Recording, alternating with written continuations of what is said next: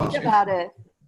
But what I do for most of the big shoots, I'll bring I'll usually pick a color palette where I have 2 or 3 articles of clothing. And so in a lot of the big shoot, there's one or two guys who are wearing like my shirts or something like that. So at the same time, whereas I will leave you out, I try to make it so everybody can be in the pictures. So yeah. Yeah, I mean, having done a fair number of group shots in my time, like the fact that you actually get everyone to do what you ask is like remarkable. That alone is like an impressive feat. No, yeah. It really is kind of stressful, to be honest. But What? it's a little stressful when you have a bunch of people who and then what I usually do for a lot of these photos is I leverage like what I know people want. So I know that people want to be involved in the big group photo as well as like they're gonna want individual like headshots or things like that. And so I tell people that I make sure I get 1 or 2 good pictures of everybody, like individually, and I use those pictures as leverage for everything else.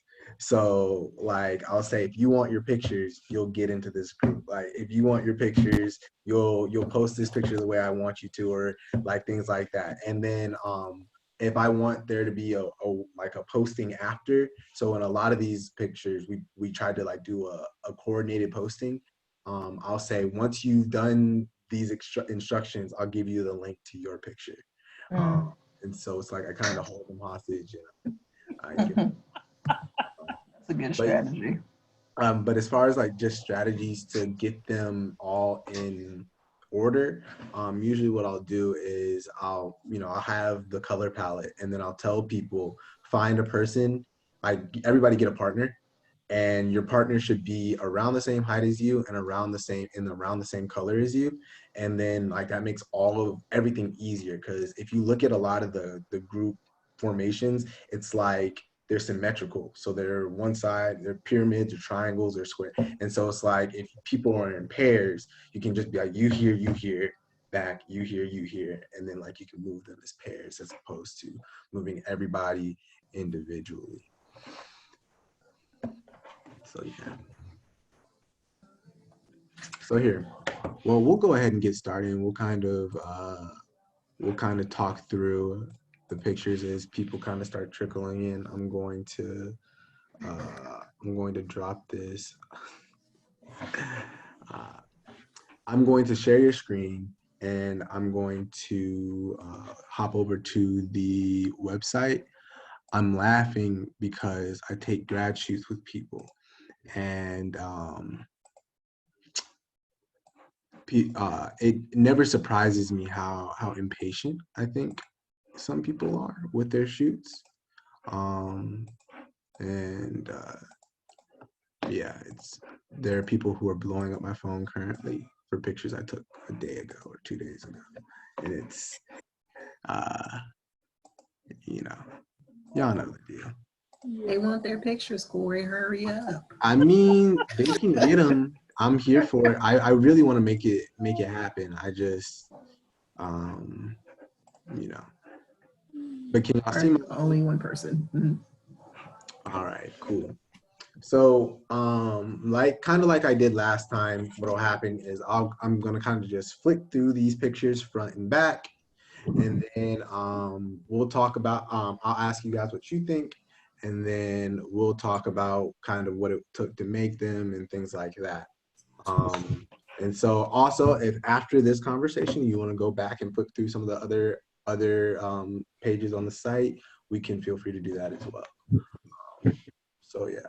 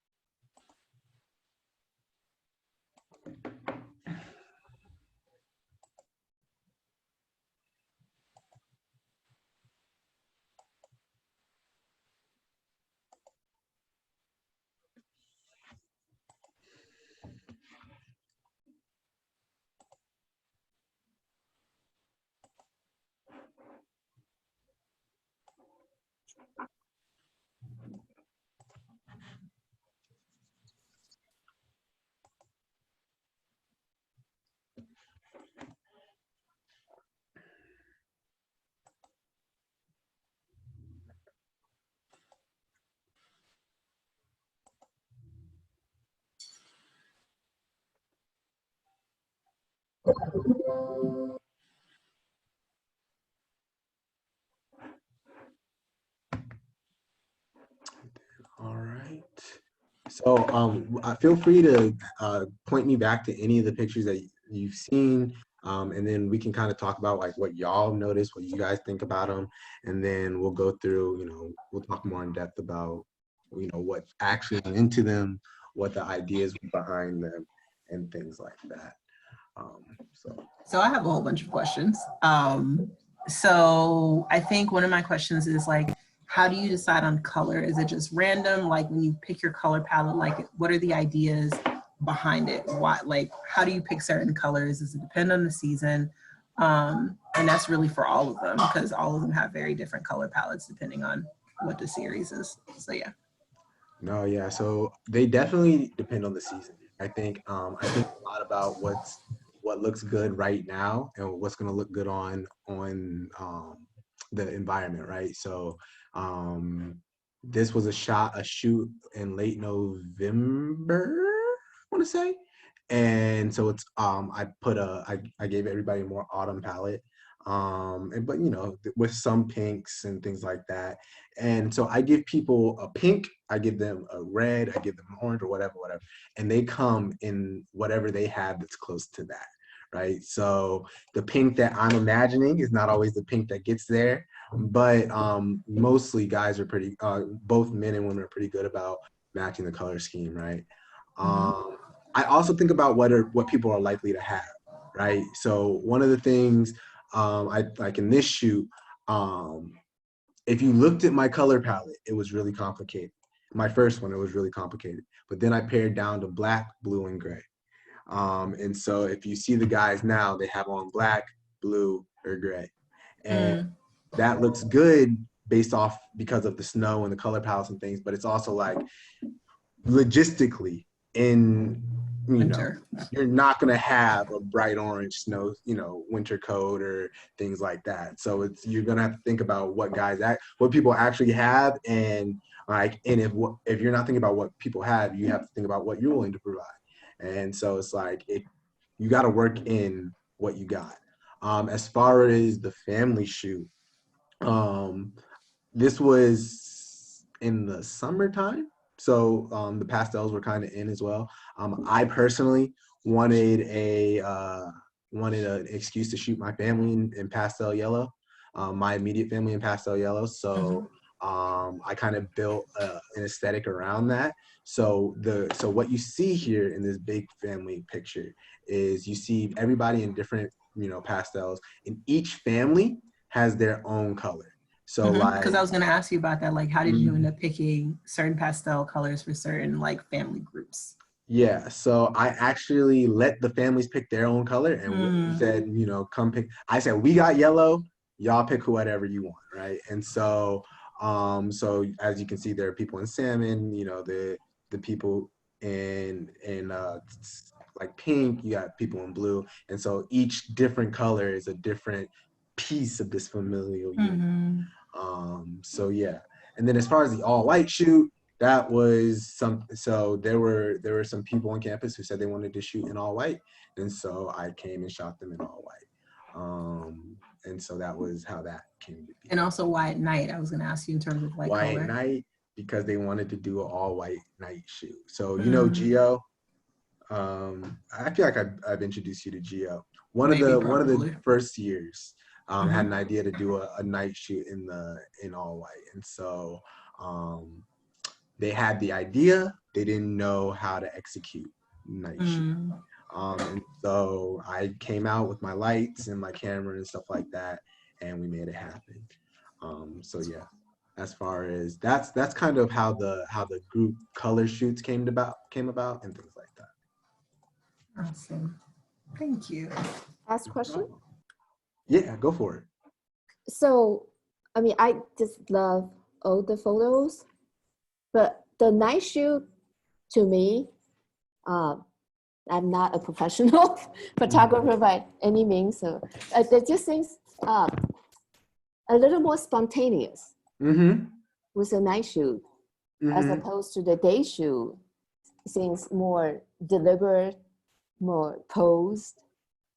No, that's definitely the case. So on as far as the fact that one, it was more like it took less time to plan. I kind of just showed up in a way that I didn't for the other ones. It was also there was a different feel we were going for. So a lot of there were very little posing. There was very little posing in the night shoot actually. There was we had a speaker, and I kind of was just there to photograph the people in there like as they were living together, you know. And so it was really just my goal to photograph this group of happy Black people in Yeah. all. And so yeah, and so the more like laid back feel I think is kind of incumbent given like how the actual shoot came about. So yeah. Hey, Dr. Aaron, how are you? Corey. Good to see Yeah. you. Did you see the pictures, Willa? No.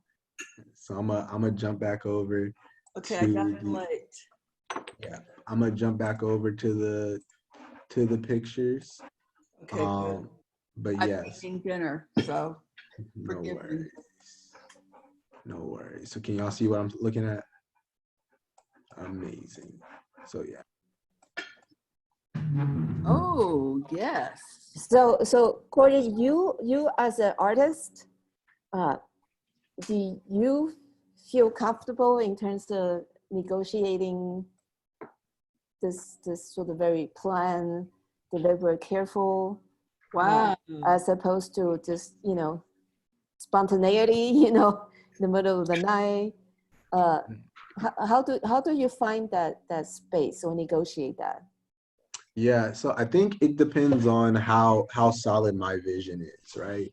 So there are sometimes in shoots where like if you were here for the last couple of weeks, one of the things I talked about was a lot of the best stuff came out of spontaneity. Yeah. Out of this, like we're going into this space, we're trying to create art, and we're gonna see what happens.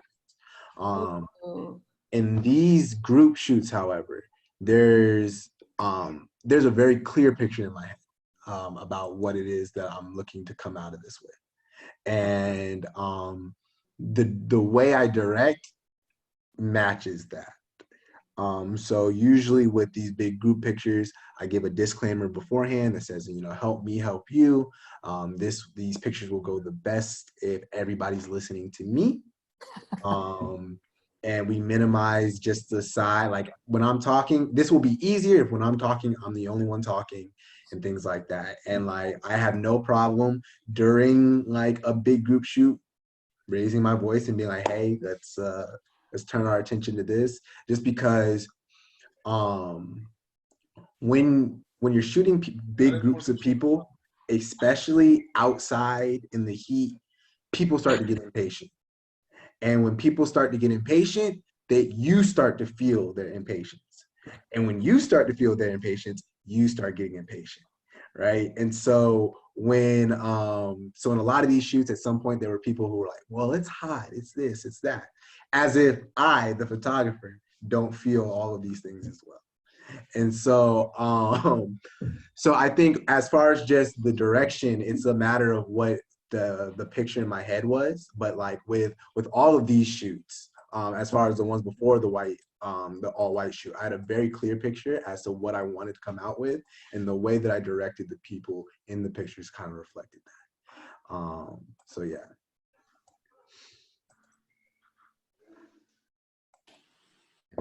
Do you already sort of have like I noticed in your first few pictures, for example, like there are times where you have the group pictures where it seems like all the colors are in there, and there are times where you only have a certain selection of colors, or even placing certain colors next to each other. I wonder if you have any sort of reason or strategy with your decisions around that.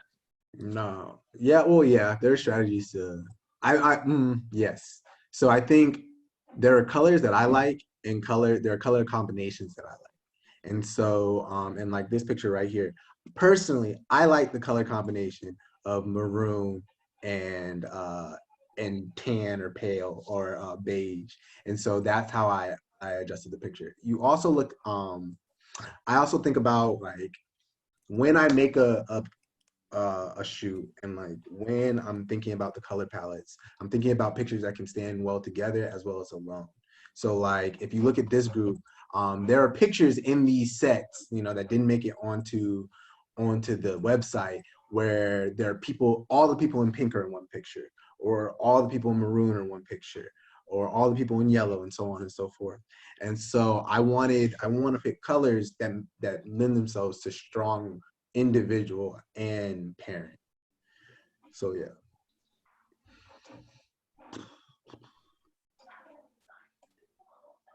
I had a question. I don't know if it's already been asked, and if it has, just let me know. Because I heard you talk about weather, but what have been, since you really started to take photography seriously, personally and professionally, what have been some of the challenges that you've noticed specifically with this project, or some of the ones that you've experienced in the past? Because I think a lot of times people don't talk about the challenges, and more so like, oh, these pictures look amazing and they're great.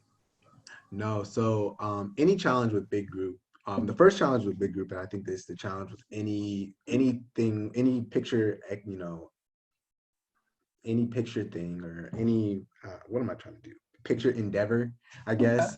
Any endeavor that requires more than you shooting one person, is there's this idea that how do I say? I'm trying to say this as nicely as I can. But you have budding opinions. And so when you have, the more people you have, the more budding opinions you have.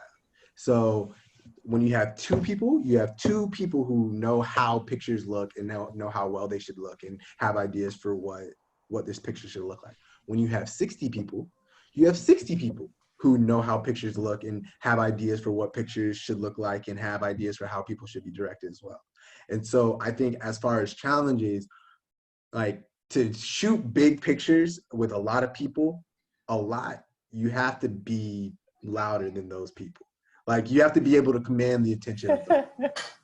And if I've been in situations where I personally, and so on the front end of this, where I was taking pictures of groups and I couldn't take command of the group, and like those photo taking sessions were really difficult, just because you have people who are telling me what to do, as if like I had a group a while back with Duke alumni, and it was Duke Black alumni, so these were all graduated, high echelon, just smart people, and they all knew how to take a picture.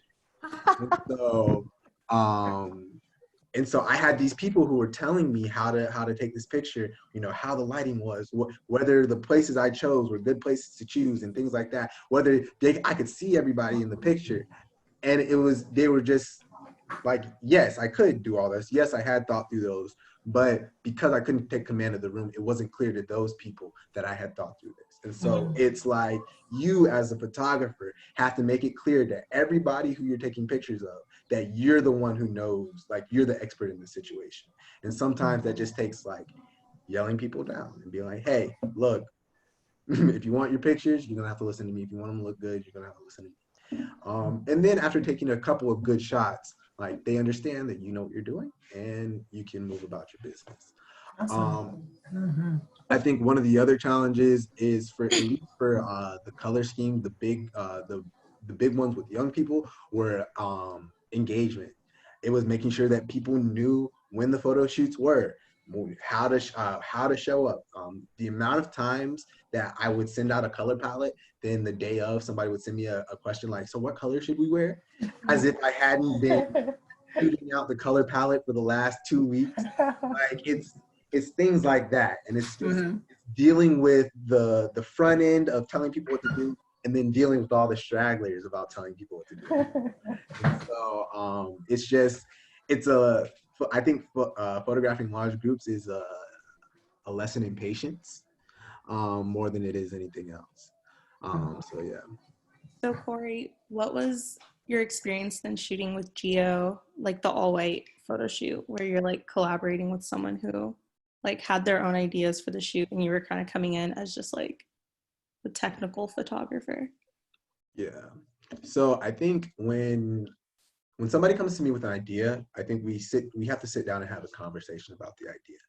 And so before the shoot, me and Gio sat down and we talked through like what he was thinking, the kinds of shots he wanted. So he would show me pictures of the things he was trying to do, and I was like, oh yeah, I could do that. And so I think everything is easier for me when there's a clear vision. And so if people are coming to me with work that they want to create, or they want me to be the technical or the eye or the person who makes it happen, I need a vision. I need you to show me what you want. Otherwise, I'm going to do what I think looks good.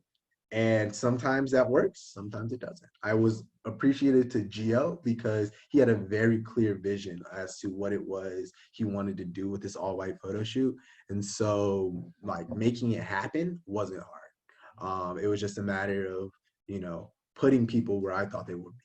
Also, I do appreciate Gio because he was like really open to what I had to say about it. So it was just like, this is what I want, but if you see something that looks good or you see something that you think you can do better, go for it.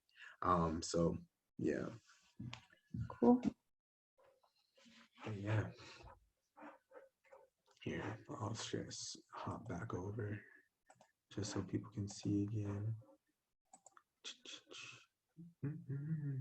Corey, can we go to the very first one? Absolutely. Because it makes me, Oh, sorry.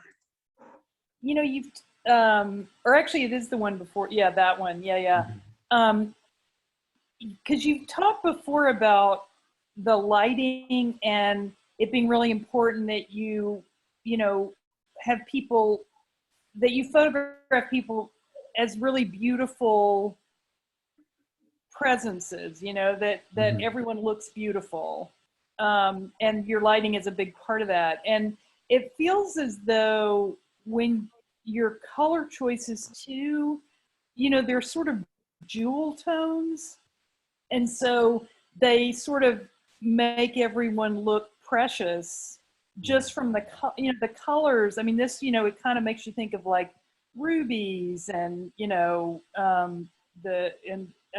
it just feels like there's something going on with like jewel tones versus pastels, and that combined with these very serious expressions, but that also feels very, which is your sort of trademark, I think, at this point, that people have these serious expressions that have some real gravitas, but it also looks really complicated. It doesn't look like it's one note serious.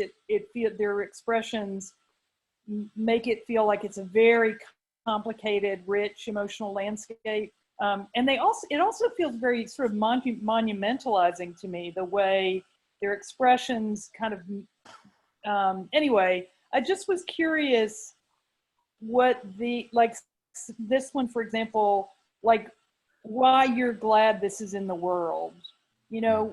What about a picture like this one makes you happy you took it? There are a couple of reasons. One, I think just it's tough to make something like that happen, right? And I think that any exercise in just like that's kind of difficult is valuable in some sense. And so I think that there's value in this just because there's a lot that went into it. Furthermore, I think there's always something powerful about photographing a bunch of people of color in one spot that look like they have command over the space. I think that just having a group of people, having a group of POC in a picture like this, it just speaks to the numbers you have on a particular campus, right? So I think there's something powerful about photographing Black people or Latinx people or Asian people all in a space together. I also I just think it's really cool. Like there was particular attention that was paid to like windowing this shot, and so like if you look at this shot, people are really clear in their windows and things like that. Like you see all the faces super clearly, and they're are 10, 15 people in this picture, and you can see each one of them individually. And I just really appreciate things like that. I always appreciate high aperture shooting, like, things like that, this deep, just far shots. And so I also, personally, I like pictures with layers in them. To me, this has a lot of layers. There are just a lot of things I like about it. Yeah, and then I like the community building aspect that goes into creating a picture like this, right? So this was, almost 2/3 of the people who were there, and for 2 hours, there were people in fellowship trying to take these pictures, right? And so even if the pictures weren't created, or even if the pictures weren't that great, the space that was created in trying to make this picture, I think is valuable as well. Mm-hmm. So yeah, like I talk about in some of my other work about photography being a vector for like community building and things like that. And I think that pictures like this are my most like salient examples of that point. Mm-hmm. So yeah. I have another question, Corey, about like I guess specifically this set of pictures. Mhm. Like I noticed, like obviously there are women in this shoot, and like this is the first one that we've seen where you've shot women, and you talked before about how like you prefer to shoot Black men, but I was just wondering like what that experience was like, if it was different, if it presented like different challenges, or just even a different thought process in planning out these photos. No, definitely. I think for me, it just required more intentionality all the way around. So when it comes to planning, like I have to be more intentional about making sure that women see the color palettes and things like that. With stuff like this, things like makeup come into play. And so one of the things for this shoot is a lot of the women who were involved were asking like, what kind of makeup should I put on? Which is something that I don't really know. And so it was thinking about things that were specific to like photographing women that I don't think about all the time. So for like this shot, for this set of pictures, I had to get help from other women photographers and people about like things I should think about in terms of like makeup and dresses and things like that. And then I don't want any of my pictures to seem gazy, like male gazy. And so I think I put a lot of thought into like not making that happen. I don't want people in the picture, I have a hard time explaining it, but like I'm really not trying to create images where I feel like I'm just perpetuating this like overly sexualized view of people. And so I'm particularly thoughtful of that when I'm shooting women, and it's something that I don't think about as much when I'm shooting men, because it's like it's not something I'm thinking about as much. Corey, Yes, ma'am. how did you become interested in photography? Well, I started shooting photos in church when I was real little, and so way back in the day, I was shooting pictures every Sunday at church and things like that. That's how I got, the rule of thirds, lighting and things like that, all the basics of photography, aperture, shutter speed, all of that. That's where I learned those skills. And then right before I got to Duke, I realized that photography could be something that was financially viable, or something that I could make money doing. And so I took it upon myself to get really good at it, because everybody needs a graduation photographer. Everybody needs a wedding photographer. And these are things that not only that you can do for money, but if you do well, you can make a good, I charge $175 for an hour-and-a-half grad shoot. So it's like, you can make money if you do it right. And so, yeah, and then I was blessed to have the Center for Documentary Studies and the Center for Multicultural Affairs and things like that, because they gave me opportunities to kind of hone the skills. Like MJ Sharp over here, that was my black and white photography professor. So like it was, you know, being able to drill the skills and making sure that I was really tight. So it's like I might take pictures I don't like, but I think I'm at a point where I don't take bad photos, and that like the photos that you see are technically good. They're, you know, they might not be photos of subjects that I like, or photos of subjects. They might not be particularly interesting, but like you don't see me making basic mistakes, taking pictures anymore. And I can attribute all of that to, you know, the formal training I get at Duke. But then Duke kind of expanded my interest because it talked about how photography could be deeper than just kind of capturing images, and kind of the responsibility that comes with like being in control of images. So it's like with capturing and controlling images, like there's a lot of power in that. And so you have to make sure that you're doing it accurately. You got to make sure you're doing it respectfully, responsibly, and things like that. And it's those political kind of ramifications that I've been thinking a lot about, and that I've been really interested in over the past few years. So, yeah. Okay. Thank you. I appreciate it. No problem. I can see how your skill has really developed over the years. Thank you. So yeah, I'll kind of move through them some more.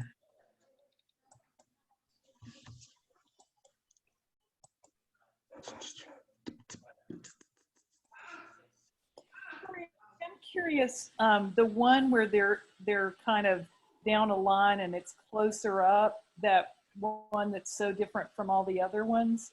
Is there a reason you haven't done more of those, or did that not capture your imagination in a way other ones did, or? I will say I do have a substantial amount of these in the files somewhere. And so I do take these when I get the opportunity. I think for me, it's logistics more than it is anything else. And, you know, this picture has 6 people in it, and there were 30 people there. And so anytime you're shooting, like I'm thinking about the 6 people I'm shooting, but I'm also thinking about the 24 people I'm not shooting. And so like, the reason that pictures like this don't happen more often in these big shoots is just because I'm thinking about the group, the big group, rather than just the 5 people I'm shooting. I would have loved to take like time to really craft and shoot these pictures, like experiment with this lineup setup. But it's just, if you have an hour, 2 hours, and you're working with 30 or 35 people, it's, you know, you take the 5 minutes you can to get it, and then, you know, if you can't get it, because they're all getting restless, all the rest of them, and you're like, I'm losing him. Right. Yeah. Right. And like group photography it's crowd control, Right. and more than it is anything else. And so part of controlling the crowd is keeping them engaged, and they're just not going to be engaged if you're not focused on shooting them. And so yeah, I try to maximize the time I spend shooting like the big group. And then when I can, like in this shoot specifically, I'll have other photographers who might be taking small group pictures, so that people are doing something in their downtime. And a lot of these big shoots, these big group shoots, I'll have another photographer or 2 other photographers who are kind of just there to, you know, when people aren't taking pictures in the big group, it's like, hey, go get a headshot. Hey, go get a, you know, another picture that's aside, so that people kind of aren't roaming. Because when people are roaming around, and there's just nothing good about that. If you could wave a magic wand, what's your ideal number of people? Like, if you could magically have them be like, go into stasis when you're not shooting them, what would be your like Corey heaven in terms of number of people and constellation of people? I think just around like 30 is probably where I think is probably my cap, just because I think about 30, from my experience, 30 is about where I can get you guys into a spot that looks dynamic without it looking clustered. Like if you get more than a really big group, it just starts looking like a lump of people and this like big mass and things. And like I think about 30, if you can get, especially if you can get it on some steps, with about 30 people, you can do it without it looking like this big clump mass of people. And then yeah, and then over 30, it just starts to get unwieldy to deal with, like outside of the picture table. Then it starts to look like the freshman picture, right? Right. Hey, right. The freshman picture, and like, I mean, it's a great picture, not what I'm going for. Right. And so, yeah, I think when I'm thinking about how to best make pictures, I try to keep it below 30, but I'll shoot anybody who shows up. So for a lot of these things, it's, I'll shoot whoever shows up, and if 40 people show up, I'll shoot those 40 people. If 30 people show up, I'll shoot those 30 people, and so on and so forth. But yeah, I think if I could wave my magic wand, I could have people in stasis. I would probably do the 30 because that's that's about how many I can do before it starts to get unwieldy.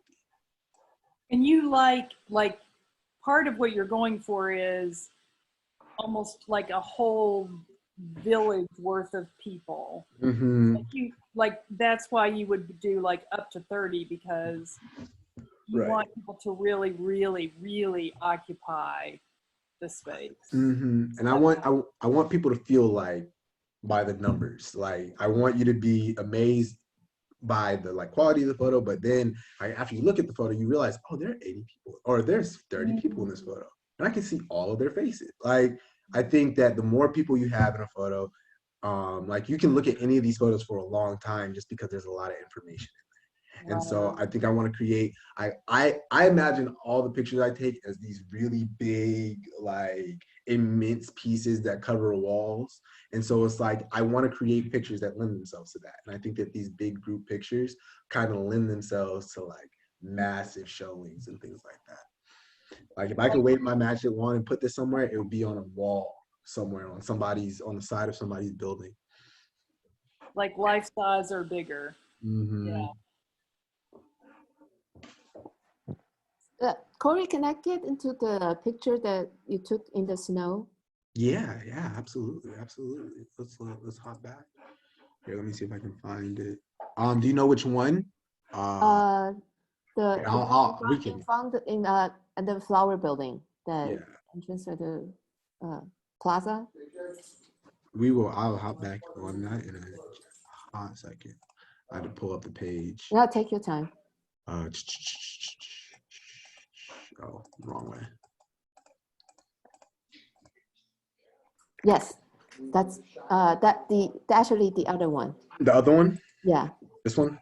The one before, I think. This one? Or this one? Oh. This one? The other one, I think. There are two of them? Yes, this one. Sorry, it's in front of the chapel. Okay. Memory isn't that great. So you mentioned you told people that you give them a color scheme, Mm-hmm. with this color. And you look at the young man's scarf, that Mhm. splash of maroon, Mm-hmm. it really popped. And in some way, it is such an accent in this picture. So was that planned or it just happened? So maroon was in the color scheme. I didn't know if he was going to bring a maroon. So for this, it was blue, black, gray, and maroon, and it was yellow, like a mustard yellow. And so the maroon was in the color scheme. I think when I saw it, I really enjoy the color maroon. So I'll put it in front of things. I'll center things around maroon. And so like it was no accident that the maroon was in the front. But yeah, it was planned in that. It was a part of the color. Great job. I really enjoy that. No, I'm glad you liked it. But yeah, I think it's really about, like, it's all in the color scheme. And I think a lot about the colors that I use because I also don't want colors to clash. I don't want the colors to clash with the people's skin that I'm shooting, and things like that as well. The other great thing about that little slash of maroon on his jacket is it is that all the pink of their lips really mimics that, that little bit Yeah. of maroon, like it's almost the shape of a mouth. And so then once you start seeing that, then you see like these just very slight smiles, of the guy on the left and then the person wearing the maroon, and then the people behind, Time. you see their mouths too, and it's just this really gentle tiny pop of pink. It like in the way you were saying, Corey, that like the more you look at it, it just keeps rewarding you. There's more detail to look at and enjoy. There's more, so I think, anyway. Hey, Corey, man, it's Jordan. So first of all, great job. It's good to kind of check in and see you. That's my favorite picture, and I've been trying to be quiet and look, but the one in the snow is my favorite, man. I like that picture a lot. Number one, I think, it just personally, I recognize some of the humans in it. Number two, I think, and this is getting kind of heavy in the colorism piece, but I like your combination of both light skin and dark skin people. I think oftentimes, like, particularly in the Black community, colorism can be a topic of conversation, and what you've done here through art to show the unity in that, I think is really beautiful. A couple other things in there, man, that I just really like, but I just really like this picture. Like, this is a good just representation of strength and humility and peace, right? Because you got snow falling, so snow makes you think of peace. The faces are nice and calm, even though some of them are intense, and there's layers and levels to it, man. So really, this is my favorite one. And the other ones are beautiful too, but this one is right here. This is my jam. Like, this is dope. Well, I appreciate it. But I noticed, I noticed it immediately, what was the range of people's color or people's skin. And I wondered if you did that intentionally. Again, I shoot who shows up. And so fortunately, when I shot this, there were a diverse slate of men who wanted to be photographed in the snow. There was, I will be completely transparent for this shoot. We were talking about a snow shoot for 2 weeks before the snow happened. So like, I was always in the group chats like, hey y'all, if it snows, we're gonna take some pictures. And then like, when people came up, if it snows, we're gonna take some pictures. Then when we got the forecast, like, y'all, it looks like it's about to snow. Get ready for some pictures. And so you kind of got people excited for it. And so there were a lot of guys who were interested in being photographed during this time. And so I was blessed to have a diverse slate of men, color-wise, that wanted to be in the pictures. I think, and I have to run soon, but I think that's the other thing I like about this too. And this is again leaning into stereotypes, but our people don't always do snow. So I like the fact that we got, we can't avoid it, but I do like the fact that you got all these, people that might have exams or jobs or things out here taking a picture in the snow. I just think it hits on a lot of different things for me. Like, if I had to name this one, I would name it stereotypes, because I think there are just so many stereotypes that are debunked with what's in this picture from what I see. So Right. I just really, this is a really good capturing of that, in a moment. Well, Corey, you'll have to see if you can get yourself 5 black skiers. We'll see what we can do. I don't think I know 5 black skiers. Yeah, me neither. So anyway. Me neither. Yeah, me neither. I don't know any skiers, to be honest. I do know 2, but yeah. Anyway, I like this picture too. I like them all. I really like the ones with color. That's a good one too. I especially like when, there's a lot of pink. Yeah, that's funny. Sometimes there's a little bit too much red, but deal with it. BB is gone, Dr. Errol. BB's gone, so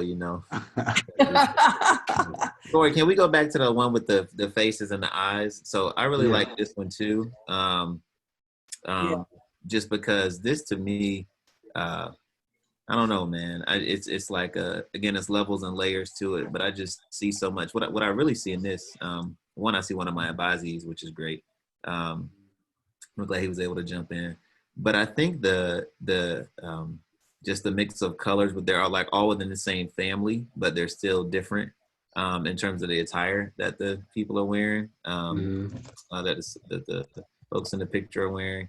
And then I just really like the young woman with the red shirt. I think like the way her eyes, she almost reminds me of like Cleopatra with the way that eye is perfect right there. Like reminds me of the traditional Egyptian eye with the makeup and the lay of that. So I just, I really like this picture too, man.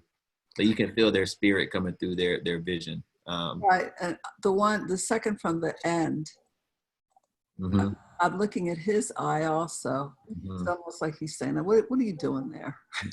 You know? Yeah. Yeah. I'm glad you liked them. Really strong work, man. I gotta hop off. I gotta go bathe the 3-year-old, but I'm really proud of you, man. And I know you know how much I get to. Jordan, when you were sleeping there with the baby, that picture, I could say, who is that man? Do I know him? Zoila, man, you know my wife's a good photographer too, so you know I have my moments. Yeah, man, that's us in black and white. That's us in black and white, Corey. Yeah, I thought it was a nice picture. It was a really nice shot. You know what I like about that picture is the baby's wide awake. Yeah, that's why that's my favorite, because that captures what we were dealing with. Is I was tired all the time, and he was living with me. So, yeah, man, beautiful family. Is this family? Yes. So all of this is family, and so the pictures you see here, my mom retired from the military a couple of years ago, and in those pictures. Go back to that. I like that one. And this is a picture of some of the Black Duke students who wanted to take pictures in all white. But yeah, so all of these are members of my family. And so can I ask a personal question? Was your mother a high-ranking officer in the military? She retired as a colonel. Okay, so your mother and my father have a lot in common. Well, I'm glad to hear that. Way back in the day. But yeah, she put in 23 years. And so yeah, she was in there for a minute. Corey, is that how come you're so responsible? I mean, you can ask, my dad's on the call, you can ask him. I think there are a lot of things that went into why I'm responsible. I would also, I don't know if I'm the most responsible person that you could be talking to on this call right now. And so the most responsible person where? I don't think I'm the most responsible person in the world. I don't even think I'm the most responsible person on this call. On this call, that's so funny. My experience of Corey, and I was fortunate to have Corey in 2 classes, was like Corey would never show up with like any excuse for why something couldn't have happened. I mean, just never, you know, it was almost superhuman. You know, it was just like, he just got it done. And he didn't draw attention to the heroic measures he had to do to get it done. Yeah. So any recommendation that I've written for Corey, that's been front and center too. It's like the guy's incredibly talented and also such a pleasure to deal with because he's usually the grown up in the room. Anyway. Donnie? Hey. It's close to you. Hmm? That close. I think so, yeah. Yeah, Avalon Park, yeah, it is. The thing that I would say is that this is why we love him in student affairs. Yes. He's mature. I mean, really, he's mature and he's reliable. And, you know, when Corey tells you he's going to do something, he's going to do it. Exactly. And sometimes our students, God bless them, they don't always do that. And honestly, that's not always paired with this kind of extraordinary talent either, you know? Exactly. Like they don't go together that oh, we've driven Corey from the room. Oh, yeah. Are y'all talking about my son? Yeah, yeah, your son. Okay. That's my boy, President Corey. Okay. Yeah. We're talking about your son. Oh, really? Yes, I Yeah. want you to know that you and his mom did an excellent job. Well, thank you. Thank you. So let me get this straight. And I'm sorry to interrupt, but No. he always, he always does what you ask him to do. Yes. Above and beyond every time. And he Yes. never makes excuses and he gets stuff Never. done. Yes. But Yeah. so this, Mr. Pilson, I'm going to share something with you. I have a younger brother, and I remember this is many, many, many, many years ago. He wanted to go to the prom. He came home and he said he wanted to go to the prom with this. He was taking this girl, and when he said the girl's name, my mother said, "Oh, her name sounds Jewish." He said, "Well, she is Jewish." So my mom said, "Well, okay. Do her parents know that you're going?" He said, "I think so." So my mother said, "Well, I would like to meet I'd like to meet this young lady." So she went over to meet the parents, and she came home, and my mother doesn't drink, but she said to my father, "Could you mix me some kind of light drink?" Because she said that these people were saying things about him that she kept wondering, do they really know this young man? So all I can say is she and my father decided if they taught their kids that the way to act and behave when they're out, then they taught them a lot, because we didn't always act like that at home. And so Corey is a very, very good ambassador for your family, and an excellent ambassador for Duke. He really is. And I mean, my eyes are almost welling up as I'm sitting here talking about him, because he is really beloved by so many people. So you should feel proud. So next time you see him, you give him a big hug, you shake his hand. Okay. Well, thank you so much. I really appreciate the kind words. And Sure. also, Corey, some of these photos I hadn't seen, and so they are amazing. And I also think I like the ones in the snow the best, even more than our family photos.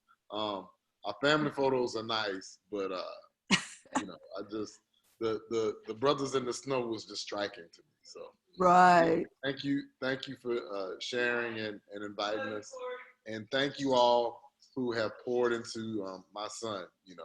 You always wonder if when you send your child off to school, will they be successful? Will they do whatever? So I appreciate that, and if any of you all have any job openings, we don't want to return home. And, so I just, and I have a couple of job openings at my school, but he don't want to work for me. And I think there's some rules against that anyway. So, All right. if anybody got any job openings or know of anybody hiring, just let us know. Well, it looks like our hour is coming to an end. Have we embarrassed you enough? No, you haven't. I've been. Really? Oh. Yeah, I've been cooking while I watch, but you already know that I know the talent. I appreciated all the photos and seeing also ones that I hadn't seen before too. No, yeah, I appreciate all the love, and I appreciate you all showing up. That was Maya. Hey Maya. But I'll be here next week at the same time discussing more pictures. Really? Okay. Yep, I'll have another set of pictures up on the website, and so come back next week for talks, and then I'm trying to do talks like this pretty much every week, just because it fills me to talk to people about it, and it seems like people want to come in and talk about it as well. So Corey, are you still in Durham? I am. I actually just got approved to stay in Durham, or to stay on campus through August. So yeah, that's probably because people want to hire you for something. But what I was going to say, is I would like to hire you to do pictures of my mother and my sister and me, because my mom is 100 now, and that we just, and she's feisty. And so I just think it would be great for you to be able to capture that.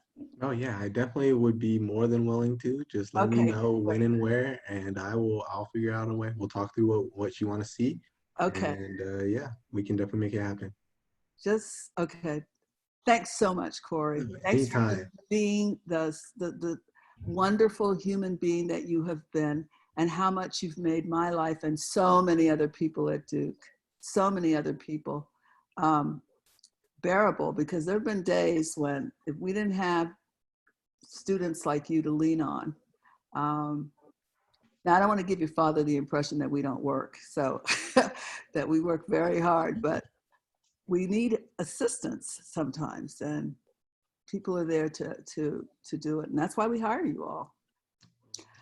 It's been Really good. appreciate it. Well, he likes Duke so much he want to work there. So I know. We know.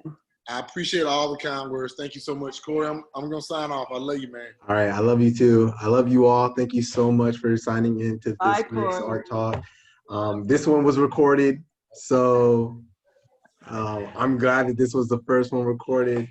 Okay, I gotta go. Yeah. Oh, hi. Is that your mom? It is. Yes. How are you? Hi, this is Philson. How are you? I'm doing pretty good. So wonderful to meet, to see Corey's artwork. I mean, I've seen it at school. Right. Not these particular pictures, but I've seen some of his other work, and it's impressive. Yeah. And his professors on here, and who he's had, and so that's You were something. rhapsodizing about Corey and how, like, what a delight it always is to interact with Corey, and Corey's always going to get it done. There's never going to be any time that he shows up or has some excuse for something, which is almost superhuman. Like, all students show up with an excuse now, except for Corey, who never, he just, there's just no drama about it. He just produces remarkable work and doesn't go into how difficult it was, or he's just such a pleasure and such a gracious person. And thank you for Corey. Yeah. I told your husband that it was obvious that you and he have done a great job in raising him, and that he is a tremendous ambassador for your family and for Duke. Well, thank you. We're certainly proud of him, and just appreciate that he has great folks like you all that are looking out for him. So we feel like he's in good hands while he's away from home. Okay. Good. I really do appreciate all of the kind words, but in an effort to keep my head at a manageable size, I'm going to wrap this one up. Bye, Corey. Goodbye, again, I love you everybody. all. Thank you so much for coming. Join me next week for Art Talk next week. Okay. But, thank you so much for everyone. Thank you. All right. Have a good evening.